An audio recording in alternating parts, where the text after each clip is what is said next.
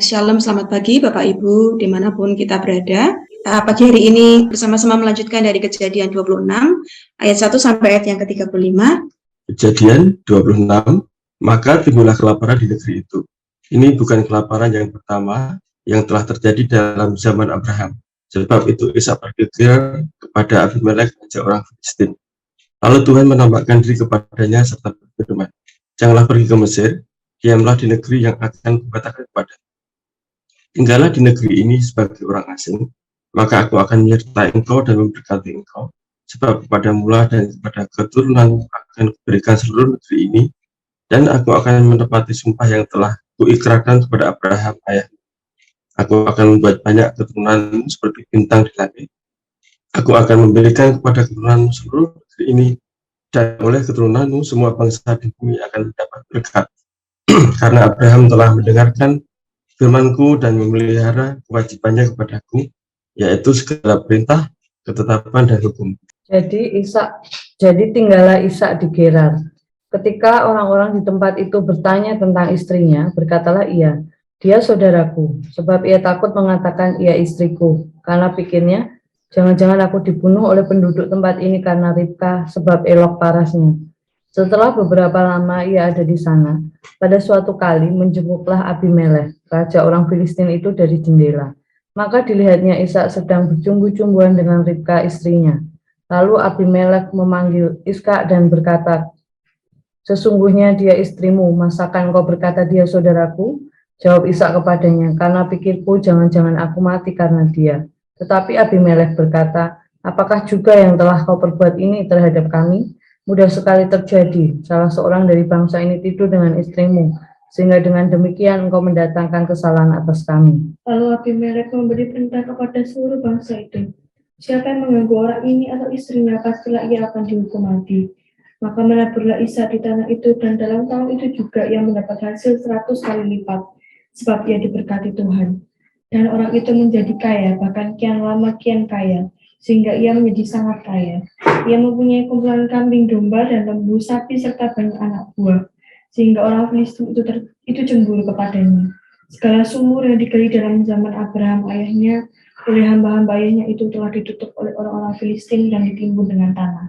Lalu kata Abimelek kepada Ishak, pergilah dari tengah-tengah kami, sebab engkau telah menjadi jauh lebih berkuasa daripada kami. Jadi pergilah Ishak dari situ dan berkemahlah ia di lembah Gerar, dan ia menetap di situ. Kemudian Ishak menggali kembali sumur-sumur yang digali dalam zaman Abraham ayahnya, dan yang telah ditutup oleh orang Filistin sesudah Abraham mati. Disebutkannya lah nama sumur-sumur itu menurut nama-nama yang telah diberikan oleh ayahnya. Ketika hamba-hamba Ishak menggali di lembah itu, mereka mendapati di situ mata air yang berbuah-buah airnya. Lalu bertengkarlah para gembala Gerar dengan para gembala Ishak. Kata mereka, air ini kepunyaan kami, dan Ishak menamai sumur itu Esek, karena mereka bertengkar dengan dia di sana. Kemudian mereka menggali sumur lain, dan mereka bertengkar juga tentang itu. Maka Ishak menamai sumur itu Sitna. Ia pindah dari situ dan menggali sumur yang lain lagi, tetapi tentang sumur ini mereka tidak bertengkar. Sumur ini dinamainya Rehobot, dan ia berkata, sekarang Tuhan telah memberikan kelonggaran kepada kita, sehingga kita dapat beranak cucu di negeri ini. Dari situ ia pergi ke Berseba, lalu pada malam itu Tuhan menampakkan diri kepadanya, serta berfirman, akulah Allah ayahmu Abraham, janganlah takut, sebab aku menyertai engkau, aku akan memberkati engkau, dan membuat banyak keturunanmu, karena Abraham hambaku itu. Sudah itu Ishak mendirikan mezbah di situ, dan memanggil nama Tuhan. Ia memasang kemahnya di situ, lalu hamba-hambanya menggali sumur di situ. Datanglah Abimelek dari Gerar mendapatkannya, bersama-sama dengan Ahizab, sahabatnya, dan Pikol, kepala pasukannya. Tetapi kata Ishak kepada mereka, mengapa kamu datang mendapatkan aku? Bukankah kamu benci kepadaku, dan telah menyuruh aku keluar dari tanahmu? Jawab mereka, kami telah melihat sendiri bahwa Tuhan menyertai engkau. Sebab itu kami berkata, baiklah kita mengadakan sumpah setia antara kami dan engkau, dan baiklah kami mengikat perjanjian dengan engkau, bahwa engkau tidak akan berbuat jahat kepada kami, seperti kami tidak mengganggu Engkau, dan seperti kami semata-mata berbuat baik kepadamu dan membiarkan Engkau pergi dengan damai. Bukankah Engkau sekarang yang diberkati Tuhan?" Kemudian Ishak mengadakan perjamuan bagi mereka, lalu mereka makan dan minum. Keesokan harinya pagi-pagi bersumpah-sumpahanlah mereka, kemudian Ishak melepas mereka, dan mereka meninggalkan dia dengan damai. Pada hari itu datanglah hamba-hamba Ishak memberitahukan kepadanya tentang sumur yang telah digali mereka, serta berkata kepadanya, "Kami telah mendapat air." Lalu dinamainya sumur itu Sheba, sebab itu nama kota itu adalah Beerseba sampai sekarang. Ketika Esau telah berumur 40 tahun, ia mengambil Yudit, anak Beeri, orang Het, dan Basmat, anak Elon, orang Het, menjadi istrinya. Kedua perempuan itu menimbulkan kepedihan hati bagi Ishak dan bagi Ribka. Ya, Bapak Ibu, kita sampai di Kejadian 26 ayat 1 sampai 35. Dalam Kejadian 26 ini kita akan lihat beberapa peristiwa-peristiwa yang sedang terjadi. Bagaimana peristiwa itu kita lihat di ayat yang pertama sampai dengan ayat yang ke-6. Dari ayat 1 sampai dengan ayat yang ke-6 ini kita melihat ada satu perintah Tuhan kepada Ishak dan juga disertai dengan janji Tuhan pada saat terjadi kelaparan. Di ayat 1 dikatakan, "Maka timbullah kelaparan di negeri itu." Jadi Ishak hidup dalam situasi sedang terjadi kelaparan dan Tuhan memberikan perintah, dikatakan jangan pergi ke Mesir, tinggal di negeri ini sebagai orang asing. Dan Tuhan juga memberikan satu janji yang indah buat Ishak di tengah-tengah situasi kelaparan. "Aku akan menyertai engkau dan akan memberkati engkau. Sebab kepadamu dan kepada keturunanmu akan kuberikan seluruh negeri ini, dan aku akan menepati sumpah yang telah kuikrarkan kepada Abraham ayahmu." Di tengah terjadi kelaparan, Tuhan memberikan perintah, jangan pergi ke Mesir, tinggal di Filistin sebagai orang asing. Tuhan akan menyertai dan akan memberkati Ishak. Bagaimana respon Ishak? Ishak taat dan dia tinggal sebagai orang asing di Gerar. Nah, di ayat yang ke-7 sampai dengan ayat yang ke-11 kita melihat ada satu peristiwa ketika Ishak ada di Gerar, di Filistin. Ishak mengalami ketakutannya. Dia insecure di sana karena apa? Karena dia takut dibunuh. Takut dibunuh karena dia punya istri yang sangat cantik, yang elok parasnya. Sehingga dia tidak mengakui Ribka sebagai istrinya, tapi diakui sebagai saudaranya. Tapi ternyata peristiwa ini ketahuan ya oleh Abimelek.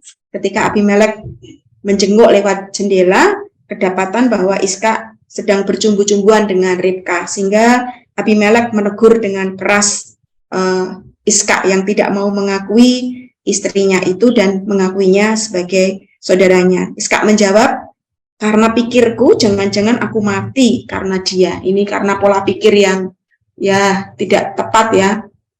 Dia takut karena pikirannya sendiri, ketakutan sendiri, dia mengambil keputusan yang salah.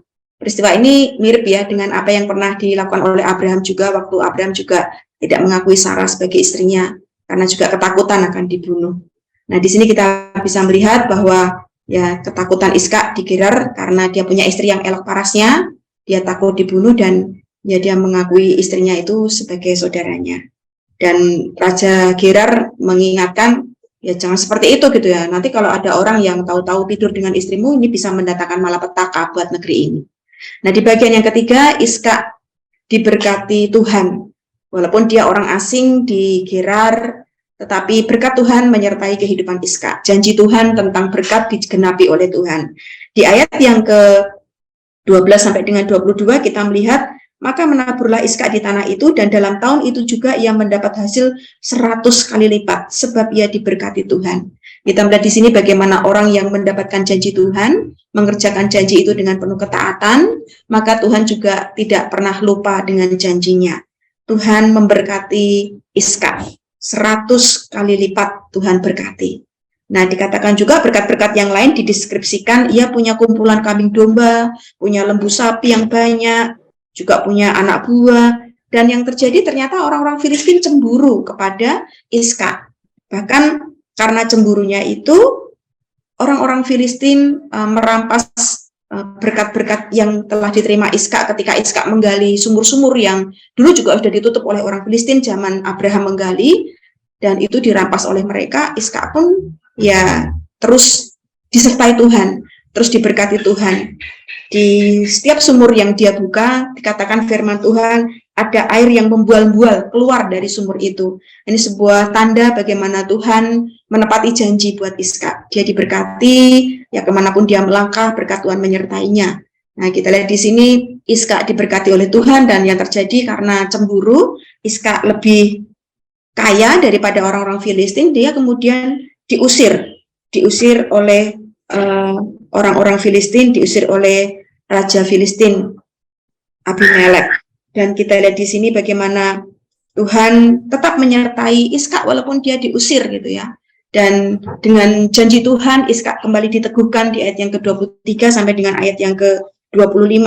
Di ayat yang ke-23, Tuhan menolong Iskak dan mengingatkan kembali janji Tuhan kepada Iskak. Jangan takut, sebab aku menyertai engkau. Aku akan memberkati engkau dan membuat banyak keturunanmu karena Abraham hambaku itu. Janji Abraham menurun kepada Iskak. Seperti Tuhan berjanji kepada Abraham, demikian juga Tuhan berjanji kepada Iskak. Bahwa berkat Tuhan senantiasa mengiringi perjalanan kehidupan Iskak. Tidak perlu takut, walaupun ada orang-orang yang menutup pintu berkat, tetapi Tuhan sudah berjanji. Sehingga ketika Tuhan berjanji, Tuhan akan menepati. Nah, kita lihat di sini di ayat yang ke-26 sampai dengan ayat yang ke-31, Abimelek mengikat perjanjian dengan Iskak. Abimelek yang awalnya tadi mengusir Iskak karena cemburu, Iskak lebih diberkati Tuhan, Iskak lebih berhasil, Iskak lebih hidupnya lebih dibanding dengan orang-orang Filistin, tetapi ternyata Abimelek datang kepada Iskak dan kemudian dia meminta kepada Iskak dengan sebuah ikatan perjanjian yang dimohon oleh Raja Gerar. Dikatakan di ayat yang ke-28, jawab mereka, kami telah melihat sendiri bahwa Tuhan menyertai engkau. Sebab itu kami berkata, baiklah kita mengadakan sumpah setia antara kami dan engkau. Dan baiklah kami mengikat perjanjian dengan engkau, bahwa engkau tidak akan berbuat jahat kepada kami, seperti kami tidak mengganggu engkau, dan seperti kami semata-mata berbuat baik kepadamu, dan membiarkan engkau pergi dengan damai. Bukankah engkau sekarang yang diberkati Tuhan? Orang yang diberkati Tuhan, disertai Tuhan, ternyata orang-orang yang membenci itu juga mengakui bahwa Iskak diberkati Tuhan. Raja Gerar dan kita lihat bersama-sama membawa beberapa orang-orang datang kepada Iskak dan Iskak mengatakan, bukankah kamu dulu membenci aku gitu loh, tapi sekarang kenapa kamu datang kepadaku? Iskak orang yang baik, dia dibenci tetapi dia tidak membalas, dibenci dengan dibenci. Walaupun dia dibenci, dia mengasihi, dia menerima tawaran orang-orang Filistin untuk mengajak Iskak untuk berdamai, mengikat perjanjian. Nah, hati Iskak ini hati yang baik ya. Dia tidak menyimpan akar kebencian. Dia mengasihi orang-orang yang membenci dia. Nah, kita lihat di sini di bagian yang terakhir ada istri-istri Esau yang menimbulkan kepedihan di hati Iskak dan Ribkah. Esau menikah. Disebutkan ada dua istri di sini, yaitu ada Yudit dan juga ada Basmat. Dua orang ini ternyata mendatangkan kepedihan hati bagi Iskak dan bagi Ribkah. Mari kita lihat saat dia diperintahkan untuk tetap tinggal di Filistin, dia tinggal di sana. Dan berkat Tuhan menyertai sesuai dengan apa yang dijanjikan Tuhan. Yang kedua, tidak perlu membalas jika ada yang menutup pintu berkat. Mungkin ada yang, ya mungkin dalam pekerjaan, mungkin dalam pelayanan, mungkin dalam kehidupan berkeluarga dan lain sebagainya gitu ya. Ya Tuhan sudah memberkati kita, tetapi ada berkat-berkat yang mungkin ditutup gitu ya, dengan sengaja. Tidak perlu gelisah, tidak perlu merasa insecure, tidak perlu merasa takut gitu ya. Karena kalau Tuhan sudah berjanji memberkati anak-anaknya, ya janji itu Tuhan akan terus genapi. Allah bisa membuka pintu-pintu berkat yang lain dengan cara yang ajaib. Ditutup pintu berkatnya, Tuhan buka pintu berkat yang lain. Yang ketiga, kebenaran yang bisa disampaikan di sini, yaitu walaupun dibenci, tetap mengasihi. Aplikasinya adalah, sudahkah saya, Bapak, Ibu, dan Saudara taat, percaya pada janji Tuhan? Berkat-berkat apa saja yang sudah Tuhan berikan di dalam kehidupan kita? Mari kita terus bersyukur karena Tuhan sangat mengasihi kita. Kita adalah anak-anak Allah. Kita disertai dengan janji penyertaan Tuhan, janji berkat Tuhan. Dan kita percaya kita akan hidup di dalam anugerah dan berkat Tuhan. Dan ada berkat terbesar yang Tuhan berikan kepada kita, janji yang digenapi yaitu anugerah keselamatan. Kita bersyukur untuk itu. Yang kedua, apakah saudara, saya, Bapak, Ibu semuanya percaya kepada Allah yang selalu membuka pintu berkat di saat ada yang menutup berkat? Dan yang ketiga, apakah kita terus mau belajar untuk mengasihi orang-orang yang bukan hanya mengasihi kita, tapi orang-orang yang pernah membenci kita. Biarlah kita mewujudkan kasih Kristus untuk mewujudkan kasih Tuhan kepada semua orang, khususnya orang-orang yang mungkin pernah membenci kita. Selamat beraktivitas, Tuhan Yesus memberkati. Ya, kita bersyukur kepada Tuhan, boleh mengingatkan kepada kita bahwa tadi sudah dikatakan berkat yang terbesar adalah ketika Dia menyerahkan hidupnya untuk penebusan bagi setiap kita dari dosa-dosa kita, sehingga kita boleh mendapatkan pengampunan dan memiliki hidup yang baru di dalam Yesus. Yesus domba Allah, biarlah kita mensyukuri untuk setiap anugerah kebaikan Tuhan. Engkaulah kekuatanku ya Tuhan.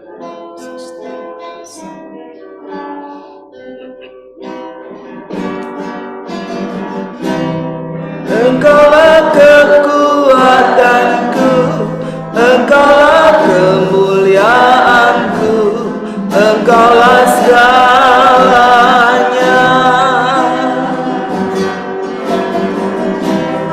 Engkau bermata yang indah, takkan pernah ku lepaskan. Engkaulah segalanya. Katakan, Engkaulah kekuatanku ya Tuhan. Engkaulah kekuatanku, Engkaulah kemuliaanku, Engkaulah segalanya.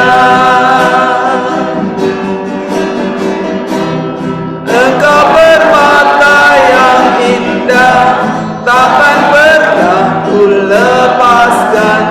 Engkaulah segalanya. Katakan, Yesus domba Allah Tuhan.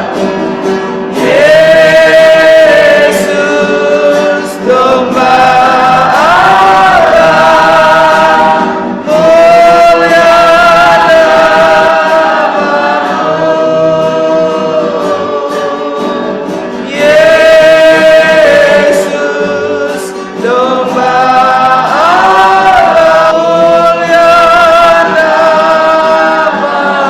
Yesus domba Allah, Yesus domba Allah, mulia namamu. Yesus domba Allah, mulia namamu. Para pria mengatakan Yesus domba Allah, para wanita mengucap syukur kepada Tuhan bahwa Dialah domba Allah yang sudah menyerahkan hidupnya buat setiap kita. Terima kasih Tuhan, terima kasih Roh Kudus. Engkaulah Tuhan, Allah yang mengasihiku Tuhan. Aku sudah diampuni dari segala dosa. Aku mengucap syukur untuk kasih kemurahan-Mu dalam hidupku. Para wanita mengucap syukur dalam pujian, para pria berdoa. Yesus domba Allah, mulia namamu.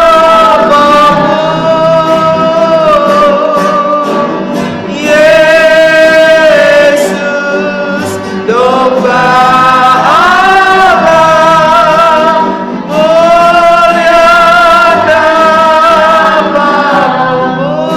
namamu Tuhan, mulia namamu, mulia namamu, mulia namamu. Tuhan, terima kasih buat pagi ini kami boleh melihat perjalanan Ishak dan Ribka. Tuhan terus menyertai, membimbing dan membuat berkatnya melimpah 100 kali lipat, dan banyak orang yang iri. Tapi janji-janji Tuhan bagi orang yang setia, yang taat, yang beriman pada Allah Abraham selalu diberkati dengan limpahnya. Kami bisa melihat contoh ini supaya kami juga terus beriman di hari-hari ini kepada Tuhan Yesus yang tetap setia, kasih setianya. Dan Tuhan biarlah memberkati semuanya dengan berlimpah-limpah dan menjadi saksi bagi di dalam keluarga, bagi orang lain dalam pekerjaan, profesi, dalam pelayanan, studi, dan banyak orang boleh melihat kami orang-orang yang diberkati Tuhan. Terima kasih Tuhan, terima kasih. Biarlah Tuhan juga melindungi, ada berkat kesehatan supaya kami sehat tanpa kesakitan, dan Tuhan lindungi dari yang jahat, malapetaka, dan biarlah kami tetap setia melayani, memuliakan Tuhan. Terima kasih Tuhan, terima kasih di dalam nama Tuhan Yesus.